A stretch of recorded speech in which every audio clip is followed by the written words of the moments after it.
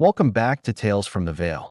Today, we journey to the windswept shores of 10th century Iceland, a land of fire, ice, and unyielding justice. Our story concerns RDS, a woman whose name would be whispered in fear long after her death. RDS was not born a warrior, but a seeress, a vulva.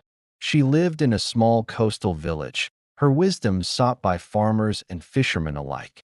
She could read the runes, interpret dreams, and, it was said, she could speak to the very winds and waves. For a time, her powers brought prosperity. She would warn sailors of impending squalls and guide them to bountiful fishing grounds. She was respected, even revered. But respect can curdle into fear. A series of devastating storms began to lash the coast, sinking longships and claiming the lives of many brave men.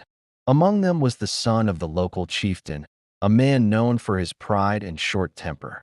Grief-stricken and looking for someone to blame, the chieftain's eyes fell upon RDS. Whispers turned to accusations. Hadn't she always boasted of her command over the sea? Her once helpful warnings were now twisted into evidence of malicious intent. People claimed they saw her chanting on the cliffs during the gales, her hair whipping in the wind as she wove dark magic, a practice known as seer. A public assembly, an althing, was called. One by one, terrified villagers testified against her. They spoke of strange lights emanating from her hut, of livestock falling ill after she passed, and of the unnatural fury of the recent tempests. RDS stood alone, denying everything. She argued that she only ever sought to help, that the sea was a fickle god no mortal could truly command. But her pleas fell on deaf ears.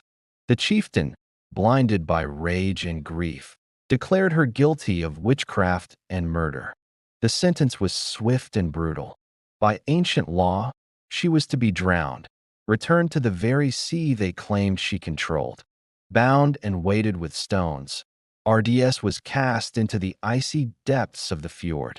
As she sank, it is said the sky turned black, and a storm more violent than any before raged for 3 days, as if the sea itself were mourning its fallen priestess.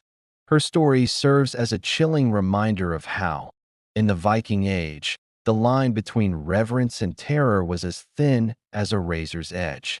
Thanks for joining us on Tales from the Vale.